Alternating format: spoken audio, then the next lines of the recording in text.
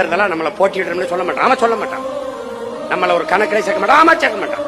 இன்னைக்கு நேத்தா சேர்க்க மாட்டான். நம்ம வளர்ற முடியும்னா சொல்லுவானா? சொல்ல மாட்டான். நம்ம அவ்வளவுதான்பா. ஆமா அவ்வளவுதான். அப்படிதான் சொன்னான்.